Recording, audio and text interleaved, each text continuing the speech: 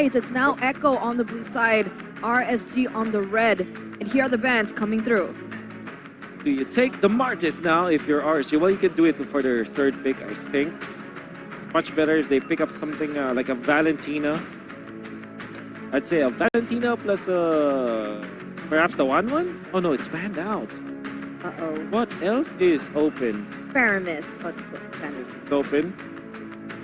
Oh yeah, Matilda. Valentina Arlott, perhaps, for RCPH? Oh no, they cannot pick the Arlott. Yeah, the Fredrin, you're right. Or the Martis. Because they love the Martis. So far, that has been their choice. So I think Guinevere Martis should be the opening for RSGPH. Or Gwyn Valentina. I didn't cure your pain. It's going to be the Valentina and the Martis for RSG. As long as they get Martis on Demon Kite, it should be all good. So far, that's been the case, right? Yes. Game number 1, and then game number 3. So is it the final game? Oh, bad to find out. I think you're better off with something like a Lancelot, actually, for Echo. Or maybe a Frederick. So, or Baksha is actually open for Echo to use. You know what else is open? What else? Fredrin. The Fredrin, yeah. I think it's Fredrin for Echo. Then they will combo it up with maybe a Claude. They want to make sure that they have a hero that can win them the games. I've been waiting for days. Win carry. Man. Why carry? It's just a Benny Cutie special. They just know the hero so much. Oh. Okay. And it's their anti-front to back. And that's an easy Claude pickup coming out from RSGPH. How does Claude and carry look like in the laning phase? I think Claude just because of the BMI. And I mean, no. Carry kind of wins it. Claude can dodge. Yeah. Claude can sustain at least. Yeah. Claude will not win the matchup, but at least it will not lose. True. Yeah. Especially Claude users. The thing about Claude is, even in bad matchups, it all comes down to a skill issue. Right? For Claudes, you can actually win bad matchups because it's not just how the hero is kind of like made, the playstyle. It's still very hard for you to win, but if you are that good on the Claude, you should be able to win it against the carry. Like we mentioned, carry does have a good time, but it's all about how the Claude dodges around, utilizes the BMI to actually create maybe different angles to attack the farm, etc. Yuzong and Bene, though, we just said it earlier, we want to see it again. No, they both don't want to see this again. Wait, do you not think this is interesting? Because, like, RSG is the one to ban Yuzong, and then Echo's the ones to ban Vendetta. It's so weird, right? So is this Paquito? No, it's Marsa. So I think RSGPH are eyeing for a Paquito. But I do feel that there is something in there that they will try the Kali as their last pickup because it's a carry. I mean, carry can easily take out the Khalid, like even in the quicksand guard, but it's a burst that carry might not be able to run away from. Exactly. I think you're right, especially lane dominance is also one of the key reasons as to why you go for the Khalid. But can't carry pick up Purify? He can. He can go for the Purify, goes to the Purify, uses it, but then again, a lot of the other catch, he won't be able to dodge away from, right? Remember, there's more than just that Khalid. If it gets picked, the Angela, though, will be respected over by Echo. We don't want to see RSG on that hero. And now, it's the first pick in the second phase. I think you pick a roamer now for RSG so that you keep your EXP when it comes to like adjustment, like you can pick up Paquito or Khalid, depending on your choice. But what is your light hero in this case? Like, oh, they pick up Paquito. All right. So no Khalid. Ooh, no Khalid. Echo can pick that up, I guess. But they can go. Why can't they go Terizla? Yeah, the Terizla is good, but against the Claude artist though. And there's no Valentina that can pick up a penalty zone. I think Phoveus actually for Echo. Yeah. The Phoveus makes sense, right? All four of the heroes that RGPH have picked for themselves can have a demonic force proc. BMI, the dashes from Paquito, dashes from Valentina, and the Mortal Coil from the Martis. Also, maybe the Arlott could actually just come out as well, right? A good choice to go for. The thing is, you do give that big ult to Valentina as well. Yes. But what are your Sanjiro? Like Eve? The equilibrium. And Khalid. They do pick it up. They do. A big pick here, a good lane hero that transitions over to the rest of the map as well, as long as he's able to get a snowball, very similarly to a Martis. They're fighting fire with fire this time around. They know that they have been winning the neutral objective battles, but they've just been losing in team fights. Yes. I'm thinking about like something like a Digi actually for RCPH for them to save themselves. Also the Rafaela, like any kind of support. No, it's I am the power No, of it's light. not like It's a support. Kaja. Well, it's a suppress. At least they're gonna make it a nuisance. Do they actually have... The only burst that I'm thinking about is their Paquito, right? Because typically, you wanna have a burst hero with the Kaja. Valentina is not necessarily that kind of No. hero. But we've seen it work with the Martis Decimation. That's also true. With his ultimate, there's a layer of probability there. It doesn't. It's not as great as like a Kaja Wanwan, for example, right? Or a Yeah. Kaja Beatrix, That's right. who's a little bit more bursty, but it could work. RSG, though, in these team fights, I'm a bit concerned with what they can do. What can the Valentina pick up here? I guess she still can take the real-world manipulation as well from the Eve. There are options for the Valentina from the side of RSG. Yeah. But here we are, ladies and gentlemen. Championship points. If RSG can take another point under the nose of Echo, 5 seconds. then we have The our enemy new reaches the MPLI battlefield. 2023 Smash. champions. Let's head into the Land of Dawn for game number 4. Echo versus RSG.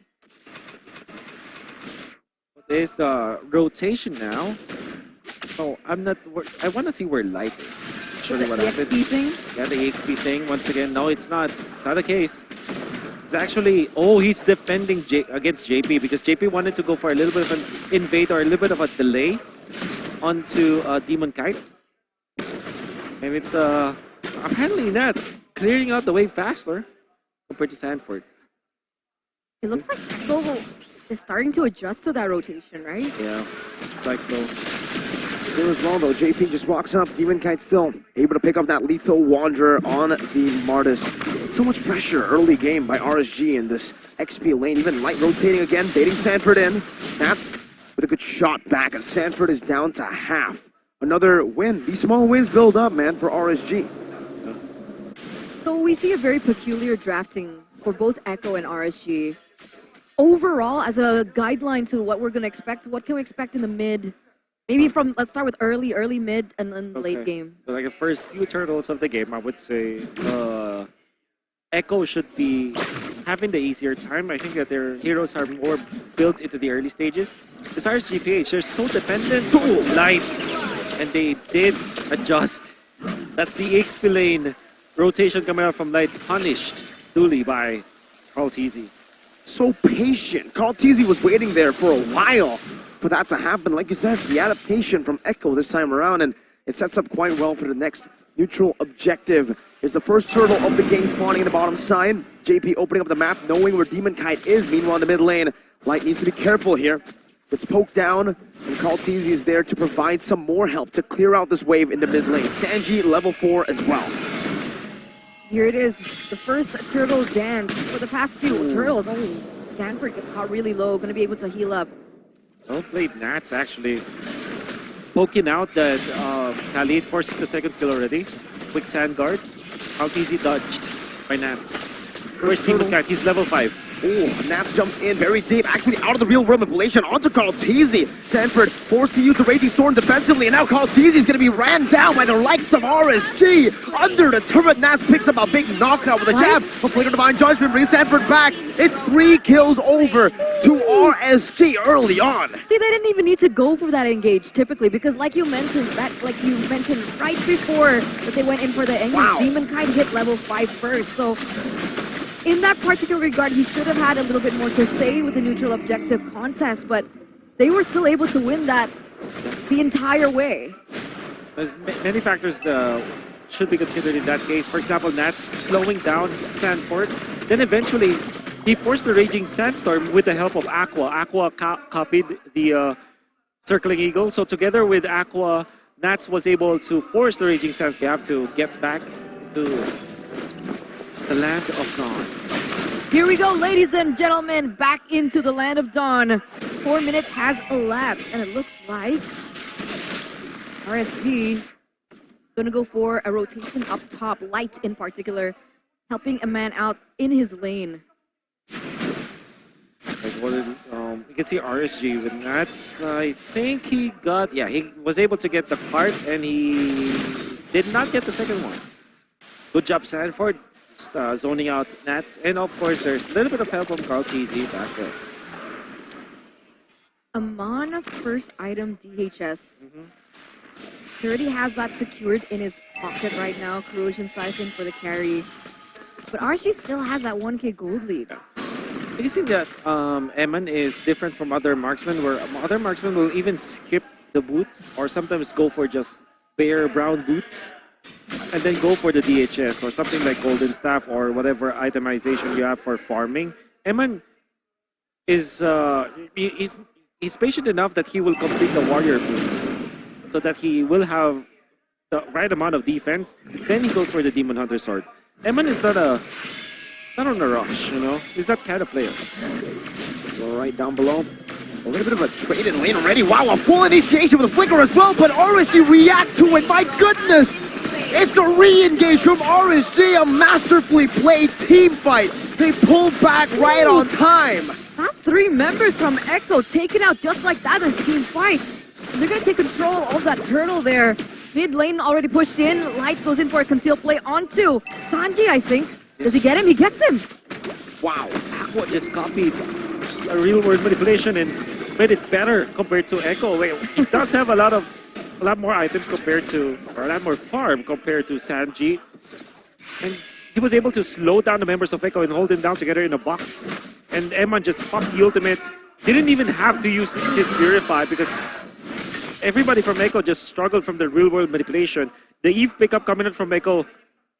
Now, you can even think about it. Maybe it's more of a liability than it is a good thing for Echo. Trying to backfire, but meanwhile, on top side. Blazing the way, the Divine Judgment to drag Benny back to Eman's range. Killing spree for Eman. This is a Claude in the early game with 3 kills. The resurgence theory is certainly starting to look even more real in the first 6 minutes of the game. Ladies and gentlemen, and it's so peculiar as Kaltiza goes in. That's a Raging combo. Storm coming out on Demonkind. Now with the Mortal Coil turning it around once again. The CC is there and the Decibel as well. As Nats is the one who knocks him out in the end. Echo now more than on the back foot. They're just running for the hills. Imagine utilizing all of your ultimates. Requiem, you have the real-world manipulation and the Raging Sandstorm still not able to take out Demon Kite. And then Demon Kite turns it around. Retribution used, as well as Nats being in there. And RSGPH, you can really feel the economic difference between these two teams. It's so crazy to see the outcome. Like right now here, Aqua going in very deep, gonna take that ultimate away. Once again, the real world manipulation gonna be in the hands of Aqua. And it's so peculiar because his first item was NOD. He didn't go in for a quote-unquote offensive magic item. He respected the regeneration coming in from JP and the rest of the members, yet that's the outcome that he's able to have. And that's comparison to Santi, who already has the Ice Queen's wand.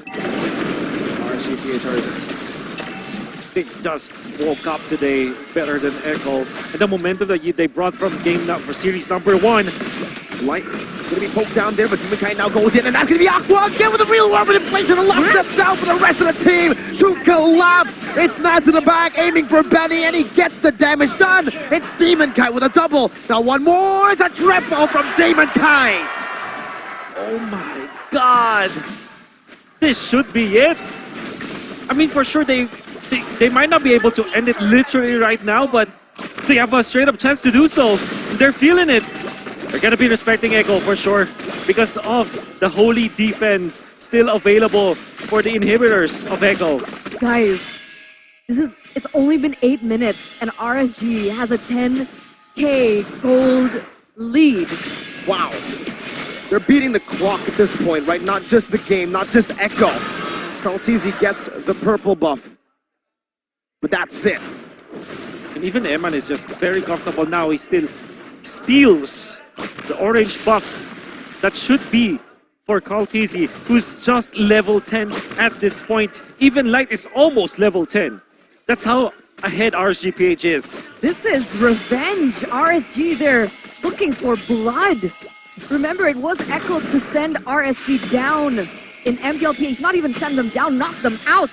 And they're coming back with a vengeance. Kaltizi, though. Spatial migration with now the help of the Raging Sandstorm. It's going to be on with a blazing duet. My goodness. Shreds them down. Sanford jumping in, but Iman with another outplay, and it's Demon Kite who capitalizes. Walks them down in the base. And now it's RSG who are looking for the end. That's another cancel on the Kaltizi spatial migration. No way. No way. They can't do it here, right? They can't end here, right? Right? They have Sanji, so maybe that is something that RSGPH is respecting. They don't need to. They have a Claude. Claude is great in the late game. And unfortunately for Echo, they went for this carry. And carry is supposed to win the early stages. Khalid is also meant to win the early stages of the game. There's not much comeback coming up from Echo, but we've seen this before. And Echo might be able to pull up a miracle, but at this point, RSGPH are very comfortable with this economic lead. The Blitz of the Lord, just like that, going to fall uncontested for RSGPH. A 13K gold lead, almost breaking a record. We're close. I think the record was 16K. That was the record. It was 25-0. Where the That was the 25 record. is just so difficult to beat Ooh. right now. And it was even RSG Philippines that did it. Now we're back here against Echo. But that's the thing, right? I mean, we were talking about like the lanes and how everything was supposed to pan out in the early game, the laning phase, but RSGPH, they pulled the pedal to make that a non-factor. And they're munching on these turrets. They're falling down like flies. RSGPH, they have a Lord in the mid side. Does Echo have enough time to readjust? Let's see. This might be the final push of the game. Nats now right there. Baiting out Sanford Nightlight, getting his Divine Judgment and locking him down. Nats diving deep, now gets shut down with bases wide open, and Resurgence!